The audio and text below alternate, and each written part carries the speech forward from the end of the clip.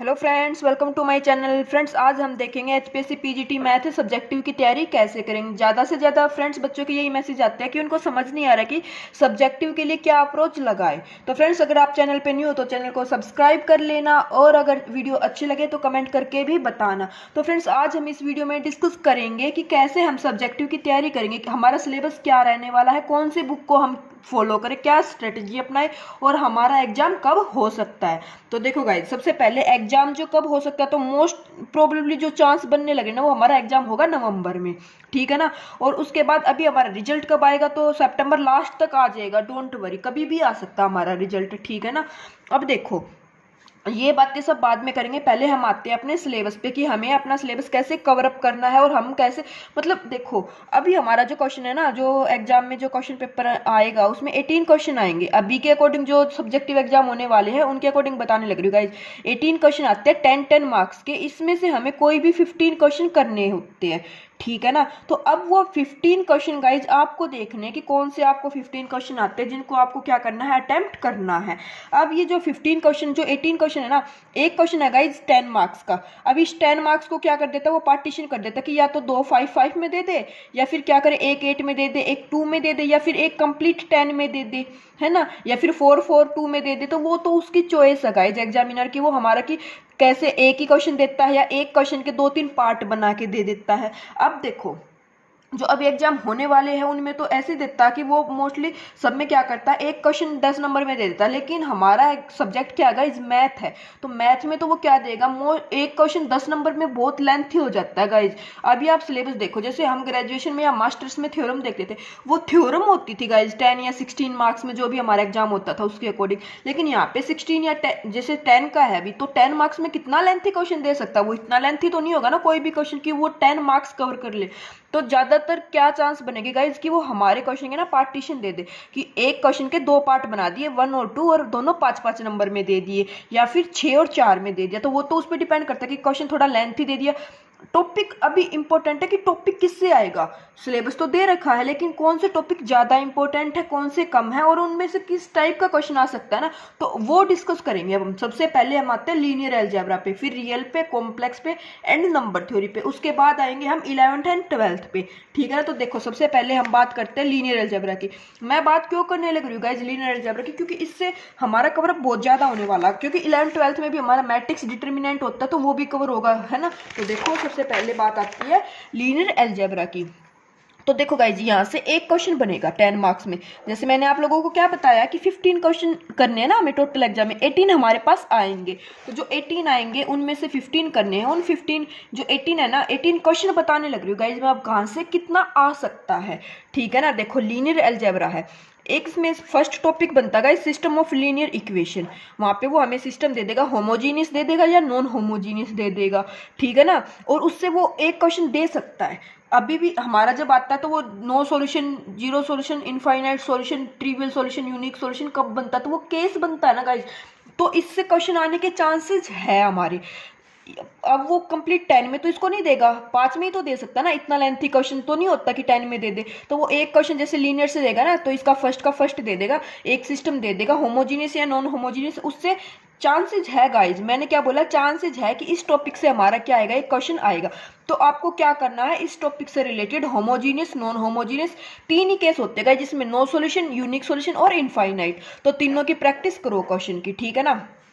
अभी उसके बाद जो सेकंड टॉपिक है गाइज, वो है इसमें वेक्टर स्पेस, सब स्पेस में जो होता है ना, उसमें देखो, अब तक तो मैं क्या बताती थी, एक सिस्टम दे देती थी और डायरेक्ट उसकी क्या पूछती थी, डायमेंशन पूछती थी। लेकिन यहाँ पे अब वो सोल्व कराने लग रहा है, तो सोल्व में ये थोड़ी ना बोलेगा वो कि एक हमें उसने टप्पल फॉर्म में दे दिया x1 x2 x3 और एक इक्वेशन दे दी और बोलेगा डायमेंशन क्या है, ऐसे थोड़ी ना पूछेगा। अब तो वो क्या देगा, वो मैट्रिक्स देगा, जैसे बोल देगा W1 ये सब स्पेस है, W2 ये है, और इनके इंटरसेक्शन की डायमेंशन बताओ, इनके यूनियन की डायमेंशन बताओ। तो थोड़ा लेंथी होने लग रहा है ना, तो वो इस टाइप का क्वेश्चन यहाँ से एक दे सकता है, या फिर वो एक किससे दे सकता है, एलटी से दे सकता है, लीनियर ट्रांसफॉर्मेशन से दे सकता है, ठीक है ना। लीनियर ट्रांसफॉर्मेशन से कैसे देगा, लीनियर ट्रांसफॉर्मेशन गिवन दे देगा और मैट्रिक्स पूछेगा, या फिर मैट्रिक्स बना के दे देगा और हमसे उसकी एलटी फाइंड आउट कराएगा, है ना। तो ये इससे भी एक क्वेश्चन बन सकता है, या फिर डायगोनलाइजेबल। डायगोनलाइजेबल 90% चांस जो मेरे को लग रही है ना गाइज कि अगर 10 मार्क्स में ही वो एक क्वेश्चन कंप्लीट देता है तो वो यहाँ से देगा डायगोनलाइजेबल से। इसमें क्या देगा, वो मैट्रिक्स दे देगा, आइगन वेक्टर फाइंड आउट करवा लेगा, आइगन वैल्यू फाइंड आउट कराएगा, कैरेक्टरिस्टिक पॉलिनोमियल, मिनिमल पॉलिनोमियल। एक ही क्वेश्चन में पूछ सकता है वो कि find out it's characteristic polynomial, minimal polynomial, eigen value and corresponding eigen vector. तो एक मैट्रिक्स से वो क्या दे सकता है, 4 ऑप्शन दे सकता है, कैरेक्टरिस्टिक निकालो, मिनिमल निकालो, आइगन वैल्यू निकालो और आइगन वैल्यू के कोरस्पॉन्डिंग आइगन वेक्टर निकाल लो। तो ये जो अगर डायगोनलाइजेबल से क्वेश्चन आएगा तो बहुत लेंथी होने लग रहा है ना, और 10 में इसके चांसेस है। अगर छोटा दे देगा, अगर बाय चांस वो ये पूछता, मिनिमल नहीं पूछता, आइगन वैल्यू आइगन वेक्टर पूछ लिए, तो हो सकता है इसको 5 में दे दे और एक इनमें से चॉइस दे दे। तो ये मोस्टली जो अभी आपने एग्जाम दिया तो आपको भी समझ आने लग रहा होगा कि ये 4 टॉपिक ही इंपॉर्टेंट है। क्या, system of linear equation, dimension, intersection union की, या फिर एलटी और डायगोनलाइजेबल। तो ये 4 टॉपिक आप किससे करो, लीनियर अलजेब्रा से करो, ठीक है ना। अब आप पर्सनली भी पूछते हो कि मैम ग्रेजुएशन के लिए बुक कौन सी फॉलो करें, तो गाइज बुक फॉलो मत करो आप लोग, क्योंकि बुक फॉलो करोगे ना, पता क्या है मैं बताती हूँ आपको। आप अभी दिमाग में क्या कि ज़्यादातर थ्योरम आएगी, थ्योरम आएगी। आपने अब भी देखा होगा हमने रियल को इतना किया, लीनियर को इतना किया, टॉपिक तो सबसे क्वेश्चन आया, लेकिन क्या आया, हाई लेवल नहीं आया, बेसिक लेवल जो इनसे पूछा था ना वो बेसिक लेवल का पूछा था, बस आइगन वेक्टर पूछ लिया था हमसे, क्या होगा कोरस्पॉन्डिंग आइगन वैल्यू, है ना।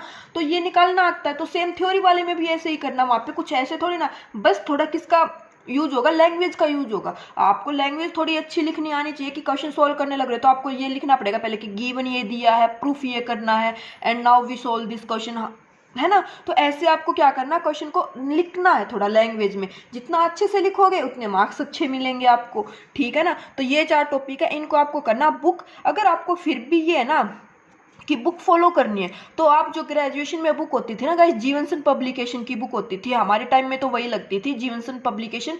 5th सेमेस्टर में लीनियर अलजेब्रा होता है, तो आप जीवनसन की क्या ले सकते हो, बुक ले सकते हो, ठीक है ना।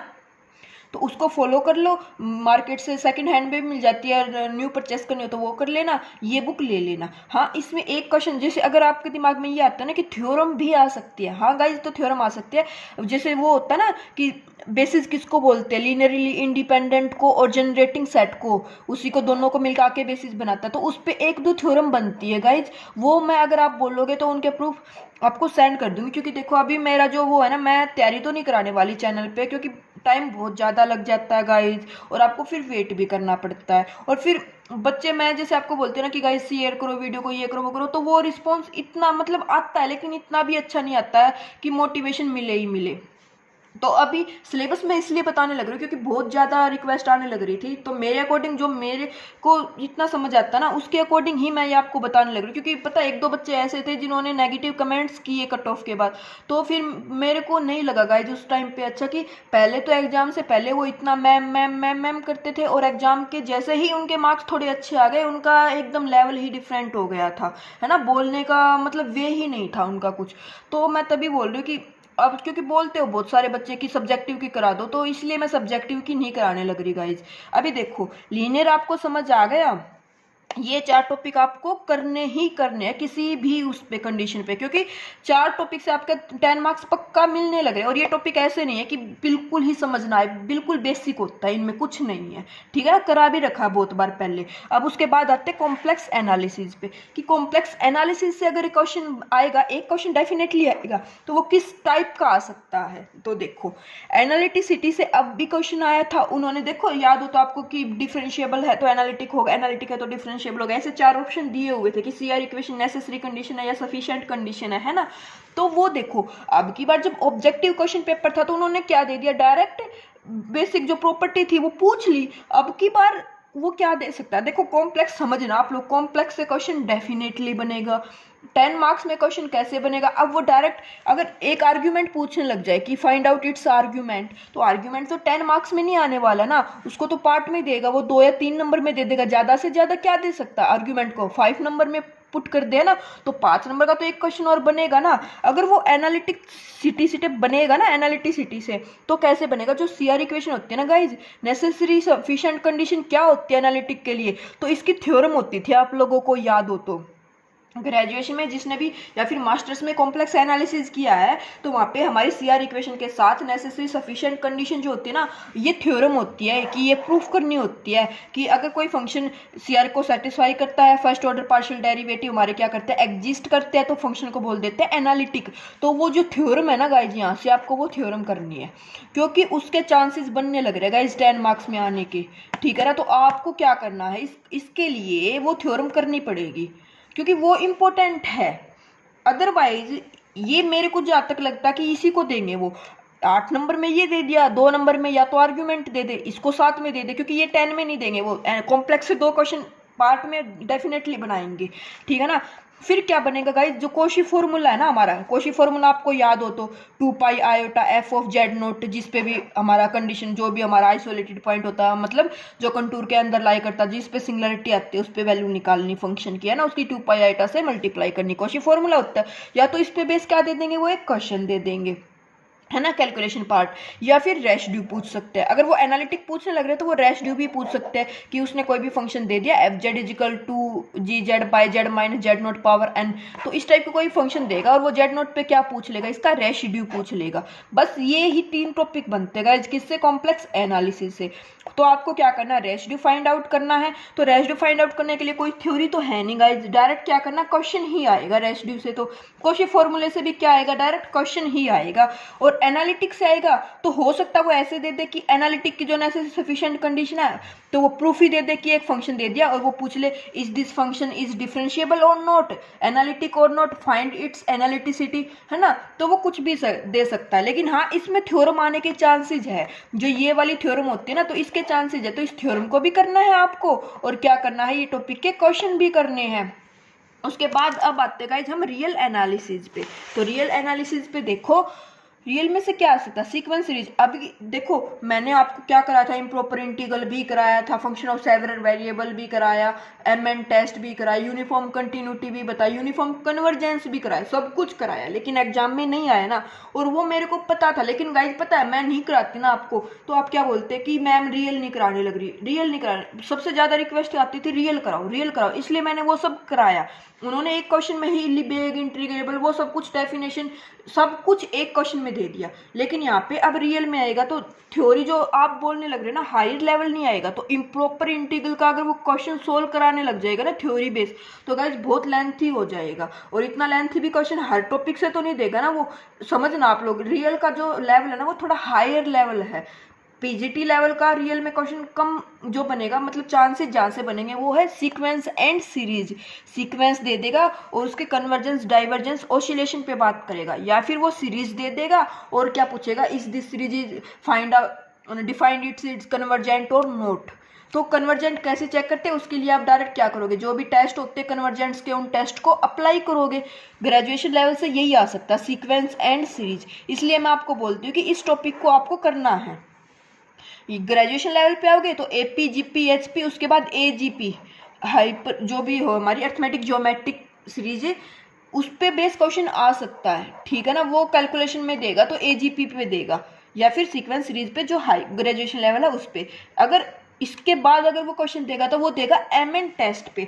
एमएन टेस्ट के लिए 3 कंडीशन बताई थी ना गाइज की, लिमिट फाइंड आउट करो, उसका सुप्रीमम निकालो, उसके बाद फिर से लिमिट फाइंड आउट करो। 3 स्टेप में ये टेस्ट होता था। इस पे बेस क्वेश्चन दे सकता है वो कि हमारी सीरीज एब्सोल्युटली कन्वर्जेंट होगी या नहीं होगी। ओके, इस पे बात आते हैं लिमिट कंटिन्यूटी डिफरेंशिएबिलिटी की। तो यहाँ पे वो एलसीडी देगा, जहाँ तक 99% चांस है ना वो क्या देगा गाइज 10 मार्क्स में ही दे देगा इस क्वेश्चन को, एलसीडी को। ये अगर इनसे नहीं देता ना तो वो एलसीडी देगा। LCD means limit continuity and differentiability. एक ही क्वेश्चन दे देगा ऐसा कि जिसमें वो पूछ लेगा find out its limit, define it continuity or not, और define its differentiability. First derivative निकालो या फिर सेकंड डेरिवेटिव निकालो। तो एलसीडी आपको इसके लिए क्या करना पड़ेगा, 99% करना ही पड़ेगा। एलसीडी से अगर 5 मार्क्स में देता है तो वो एक किस पे देगा, या तो रोल थ्योरम पे देगा या फिर मीन वैल्यू थ्योरम पे देगा। तो Rolle theorem mean value theorem इन दोनों को भी करना है आपको। ठीक है ना, तो इसमें रियल का जो क्वेश्चन बनेगा वो इन्हीं से बनेगा, इससे बाहर कोई क्वेश्चन बनेगा नहीं। और उसके बाद बात आती है गाइस नंबर थ्योरी की। तो नंबर थ्योरी में आपने देखा होगा अब की बार 2 क्वेश्चन थे और दोनों किस पे बेस्ड थे, डायरेक्ट रिजल्ट बेस्ड थे। क्या कि हमें क्या बताना था, उनका जीसीडी निकाल के बता देना था। दोनों में जीसीडी का यूज होना था कि यूनिक सॉल्यूशन कब होता है, और अगले वाले में भी कि कितने सॉल्यूशन एग्जिस्ट करेंगे, तो वो भी उसके जीसीडी से ही होना था।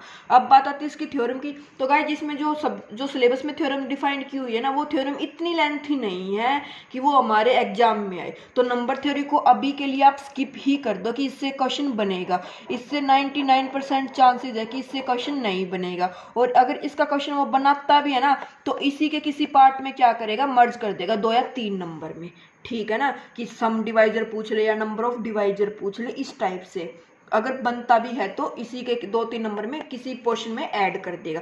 तो ये तो था अभी तक हमारा ग्रेजुएशन का। इसके लिए भी जीवनसन पब्लिकेशन फॉलो करो, इसके लिए भी जीवनसन पब्लिकेशन फॉलो करो, ठीक है ना। और जो ये कॉम्प्लेक्स एनालिसिस, जो एनालिटिक की बात होने लग रही है, आई थिंक ये एडवांस कैलकुलस मैथ था गाइज, उसमें ये थ्योरम आती थी हमारी, ठीक है ना। बट मैं आपको यही बोलूंगी, जिसके लिए जहाँ से अब प्रिपरेशन की थी ना, अगर उसी से करोगे तो ज़्यादा बेनिफिट होगा। ज़्यादा बुक वगैरह कहीं से कुछ बुक लेके आओ कि नहीं सब्जेक्टिव की, इस बुक से तैयारी करेंगे, उस बुक से तैयारी करेंगे, तो उसका कोई बेनिफिट इतना होगा नहीं। टाइम वेस्ट करो मत, एग्जाम बहुत नियर है, 1 सवा महीना है आप लोगों के पास, तो ज़्यादा टाइम वेस्ट करो मत। आई होप आपको अब तक समझ आया होगा। आप मतलब जो डाउट थे ना कि क्वेश्चन कैसे बनेगा, तो टॉपिक पता चले होगे। मैं अपनी तरफ से गाइस समझाने का मतलब बेस्ट देने ही लग रही हूँ मैं अपनी साइड से, कि हाँ आपको समझ आए कि अच्छा रियल में बस ये करना है, ज़्यादा सिलेबस करने का कोई फ़ायदा है नहीं। अभी उसके बाद बात आती है गाइस +1 +2 पे। तो देखो 11th 12th के लिए ना एक क्वेश्चन आप देखो यहाँ से कितने क्वेश्चन बन गए गाइस, मिनिमम 3 क्वेश्चन तीनों मैथ से एक एक बन गया है, ठीक है ना। जो 18 क्वेश्चन है उसमें से मैं क्वेश्चन बताने लग रही हूँ।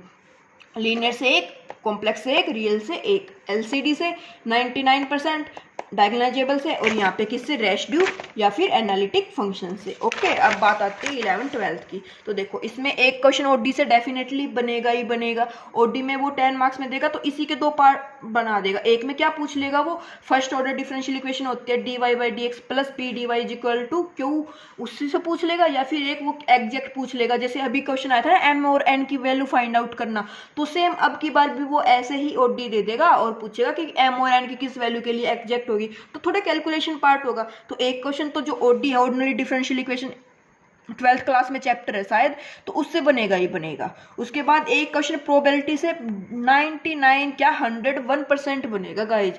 प्रोबेबिलिटी में 2 पार्ट में दे देगा, जो अब सेम क्वेश्चन आने लग रहे हैं उसी पार्ट टाइप का। जैसे अब की बार जो एग्जाम में क्वेश्चन आए ना प्रोबेबिलिटी के, उसी टाइप के आएंगे। प्रोबेबिलिटी के लिए आपको कुछ ज्यादा पढ़ने की जरूरत नहीं है, जो अब किया है वही करना। उसके बाद एक क्वेश्चन स्टैटिस्टिक्स से डेफिनेटली बनेगा, जहाँ पे हम मीन मीडियन मोड निकालते हैं ना, तो ये कैलकुलेशन में इसका जो क्वेश्चन आएगा गाइज, आपको पता है, थोड़ा आप खुद का माइंड यूज करो। स्टैटिस्टिक्स से मीन मीडियन मोड आएगा, तो मीन मीडियन मोड पे वो क्वेश्चन कैसा देगा गाइज, कैलकुलेटिव वाला ही तो देगा कि मीन फाइंड आउट करो, मीडियन करो, या फिर मोड फाइंड आउट करो, स्टैंडर्ड डेविएशन करो। तो इससे क्वेश्चन बनेगा 100 में, और एक ही क्वेश्चन दे देगा, एक ही में मीन मीडियन मोड तीनों चीज पूछ लेगा वो आपसे, तो है ना, इससे बन गया। अब उसके बाद ये लिमिट कंटिन्यूटी मैंने बता दिया, रियल का वहां पे आ जाएगा। उसके बाद देखो रेंज, इनवर्स और डोमेन, इस पे क्या दे सकता है वो, एक क्वेश्चन ऐसा दे देगा फंक्शन कि जिसमें वो रेंज और डोमेन पूछ ले, एक में इनवर्स ट्रिग्नोमेट्री पूछ ले, है ना। तो एक ही क्वेश्चन के 2 पार्ट में ही इसको दे सकता है वो। उसके बाद बाइनोमियल थ्योरम, बाइनोमियल थ्योरम से वो 2 क्वेश्चन देगा। एक क्वेश्चन 10 मार्क्स में आता नहीं है। बाइनोमियल में आपको क्या करना है, बाइनोमियल की जो प्रूफ होता है ना कि 1 + x⁴n, एक तो आपको क्या करना है, उसका प्रूफ करना है उस थ्योरम का, ठीक है ना। इससे प्रूफ आने के चांसेज है बाइनोमियल से, तो आपको उसका प्रूफ भी करना है। एंड जो मिडिल टर्म जिस टाइप से, अब तो मिडिल टर्म पूछ लेता था, लेकिन एग्जाम में वो मिडिल टर्म पूछेगा, तो उसके लिए तो आपको क्या करना पड़ेगा, पूरा सोल्व करके बताना पड़ेगा। अब सोल्व आप किसी शॉर्ट ट्रिक से थोड़ी ना उसको सोल्व कर दोगे, तो सोल्यूशन के लिए आपको क्या करना पड़ेगा, हमें जो थ्योरम होती है उसका यूज करना पड़ेगा। तो इसके लिए आपको बाइनोमियल थ्योरम भी आनी चाहिए और उसका प्रूफ भी आना चाहिए। ओके, उसके बाद है स्ट्रेट लाइन या 3D। एक क्वेश्चन स्ट्रेट लाइन से बनेगा और एक क्वेश्चन 3D से बनेगा। डेफिनेटली अलग अलग बनेंगे, यहाँ पे मैंने एक साथ लिख दिए थे, लेकिन ये अलग अलग बनेंगे। स्ट्रेट लाइन में वो 2 क्वेश्चन दे देगा स्लोप टेंजेंट वगैरह से रिलेटेड, और एक 3D में देगा ही देगा वो। कोनिक सेक्शन अपने आप में एक अलग से, तो यहाँ से भी क्या देगा वो क्वेश्चन देगा। डेफिनेटली इसमें भी 2 पार्ट बना के दे देगा। उसके बाद एक क्वेश्चन डेफिनेटली इंटीग्रेशन और डिफरेंशिएशन से आएगा ही आएगा। गाइज इंटीग्रेशन में अगर वो 2 पार्ट में देगा तो वो कैसे देगा, एक में तो जैसे आपको याद हो तो हम जो फॉर्मूले डायरेक्ट फॉर्मूले पढ़ते हैं ना, साइन कोस टेन, इनके इंटीग्रेशन के अंदर की one integration 1/1 minus x square का क्या हो जाता है, 1 प्लस एक्स स्क्वेयर का क्या हो जाता है, इंटीग्रेशन 1/1 प्लस एक्स स्क्वेयर ए स्क्वेयर प्लस एक्स स्क्वेयर, इनके जो ये फॉर्मूले थे ना हमारे पास आई थिंक 8 या 10 फॉर्मूले है ये वाले, तो इनका प्रूफ करना है आप लोगों को। प्रूफ 99% एग्जाम में आ सकता है, या फिर वो कैलकुलेशन वाला दे देगा एक, है ना। उसके बाद एप्लीकेशन ऑफ इंटीग्रल लिखवा के ले लो, इससे भी क्वेश्चन आएगा ही आएगा। उसके बाद वेक्टर कैलकुलस से आएगा, वेक्टर कैलकुलस से सेम वही कोस थीटा एंगल वगैरह निकलवा लेगा एक में, और एक में वो मैग्नीट्यूड वगैरह मतलब उनकी डिस्टेंस वगैरह वो निकलवा लेगा। ओके, तो इसमें भी 2 पार्ट में बनेगा। उसके बाद लीनियर प्रोग्रामिंग से क्वेश्चन एक डेफिनेटली आएगा गाइस, क्यों, क्योंकि इसमें ना, इसमें देखो वो जहाँ पे थ्योरी वर्क होगा ना, लीनियर प्रोग्रामिंग में ना थ्योरी वर्क, आपको ग्राफ भी बनाना पड़ेगा, रफली बनाओगे, बनाना तो पड़ेगा ना। अगर आप देखो जैसे एचसीएस का एग्जाम है या फिर यूपीएससी का एग्जाम हो तो वहाँ पे लिखने का ही तो वो होता है ना। अब आप बोलोगे ग्राफ क्या हम एकदम मतलब प्रॉपर, अरे तो आप अपने उसमें ऐसे पॉइंट लेके ही तो बनाओगे ना कि ये वाला रीजन है या ये वाला रीजन है ऐसे, तो इससे चांसेज है, इससे के चांसेस क्यों है, क्योंकि गाइज यहाँ से हमारी ना पता चलते कि हाँ हमें लिखना कितना आता, हमें लैंग्वेज की समझ है या नहीं है, समझाना भी तो एक कला है ना गाइज अपने आप में। तो लीनियर प्रोग्रामिंग से भी एक क्वेश्चन बनेगा। और अब ये थे देखो जैसे 11 और एक ये 12 क्वेश्चन यहाँ से मोस्टली बनेंगे, और 3 क्वेश्चन वहाँ से, तो 15 क्वेश्चन तो मैंने आप लोगों को बता दिए कि हाँ इन टॉपिक से ऐसे ऐसे क्वेश्चन बनेंगे। अब बुक कौन से फॉलो करने हैं इसके लिए, जो अभी आप करने लग रहे थे ना गाइज यूथ पब्लिकेशन, उसी को आपको क्या करना है, फॉलो करना है अभी भी। बस उसमें क्या करो, ज़्यादा से ज़्यादा लिख के देख लिया करो, है ना। लिखोगे जितनी ज़्यादा लिखोगे उतनी ज़्यादा प्रैक्टिस होगी। तो अभी थोड़ा ट्रिक को हटा के थोड़ा फॉर्मूला बेस पे आओ। ओके, और लीनियर जो अगर बाई चांस आपको इनका ज़्यादा करना है तो मैंने बता दिया आपको, जीवनसन पब्लिकेशन फॉलो कर लेना। इसमें जो थ्योरम बताई है इन दोनों के प्रूफ, और इसका प्रूफ मैं आपको ग्रुप में सेंड कर दूंगी। अदरवाइज जो इसमें जो इम्पोर्टेंट है ना, इनके 3 या 4 लेक्चर में इनको एक बार कवर अप कर देंगे, लास्ट मोमेंट पे नहीं गाइज। अगर इनको कवर किया ना मैंने तो अभी सितंबर में ही इनके जितने भी लेक्चर है ना इन तीनों मैथ के, वो 4-5 लेक्चर में सितंबर में ही अपलोड कर दूंगी मैं, एग्जाम टाइम में अपलोड नहीं करने वाली गाइज अब की बार में।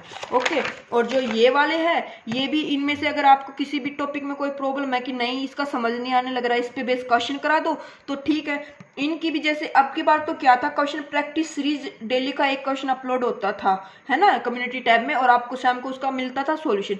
अगर आप बोलोगे तो सेम अब भी ऐसे चल जाएगा कि डेली एक ऐसे, जैसे अब तो क्या किया था, लीनियर रियल कॉम्प्लेक्स से क्वेश्चन डलते थे डेली, अब क्या करेंगे +1 +2 को कर देंगे। कि आप बोलोगे तो ठीक है, बाइनोमियल थ्योरम से जैसे मैंने बोला प्रूफ दो, तो ठीक है इस के प्रूफ से रिलेटेड क्वेश्चन अपलोड हो जाएगा। वो कब होगा गाइस, जब आप बोलोगे, क्योंकि इन चीज़ों में भी टाइम लगता है। ये नहीं है कि मैं कोई भी क्वेश्चन उठा के दे देती हूँ, पहले कोई एग्जाम देखते हैं, किसी भी एग्जाम का ही आया हुआ क्वेश्चन करती हूँ मैं। ये नहीं कि खुद से कोई भी इजी क्वेश्चन लगा और उसको दे दिया, उसका कोई बेनिफिट नहीं होता ना गाइस। क्वेश्चन वही देते कि हमसे वो एग्जाम में होता है या नहीं होता, काश हमारे एग्जाम में उस टाइप का क्वेश्चन आता तो हम उसको कर सकते हैं या नहीं कर सकते, ठीक है ना। और तैयारी करते रहो गाइज, आई होप आपको समझ आ गया होगा। अब आपके डाउट क्लियर हुए होंगे कि कहाँ से तैयारी करें। देखो ज़्यादा ये मत करो कि 10 बुक लेके और फिर तैयारी करनी है। बुक बताइए जीवनसन पब्लिकेशन ग्रेजुएशन के लिए लेनी है तो, अदरवाइज जो नोट सेंड किए हुए ग्रुप में उनको ही फॉलो कर लो, वही सफिशिएंट है। 11th-12th के लिए देखो, जब ऑब्जेक्टिव एनसीईआरटी है उसमें भी सेम क्वेश्चन प्रैक्टिस बहुत ज़्यादा है। जीवन यूथ पब्लिकेशन तो सबसे बेस्ट है ही। और अगर ये कुछ भी नहीं करना तो अपनी एनसीईआरटी फॉलो करो, सिंपल। एनसीईआरटी के जो भी क्वेश्चन है, जितने भी एग्जाम्पल है, एग्जाम्पल के प्रूफ देखो कि कैसे एग्जाम्पल लिखते हैं वो, क्योंकि लैंग्वेज का मेन रोल होने वाला है ना सब्जेक्टिव में। तो जो भी एग्जाम्पल, कोई भी टॉपिक उठा लो, उसके एग्जाम्पल है, उनकी लैंग्वेज पढ़ो। पढ़ना जरूरी है अब लैंग्वेज को, क्वेश्चन तो करो सोल्व, लेकिन क्वेश्चन सोल्व करने के साथ साथ देखो कि अच्छा हम इसी क्वेश्चन को अगर अपनी लैंग्वेज में लिखते हैं तो कैसे लिखेंगे, और जो एनसीईआरटी बुक है उसमें राइटर ने कैसे उसको लिखा हुआ है। ओके, तो उन चीज़ों पे थोड़ा ध्यान दो और अपनी तैयारी करते रहो। ओके गाइज, तो कमेंट करके बता देना अब आपको समझ आ गया, आपके डाउट क्लियर हो गए सारे, आई होप क्लियर हो गए होंगे। फिर भी कोई डाउट है तो कमेंट कर देना, और वीडियो अच्छी लगे तो लाइक भी कर लेना। ओके गाइज, एंड पढ़ते रहो, सिलेक्शन पक्का है आपका। Okay, thank you.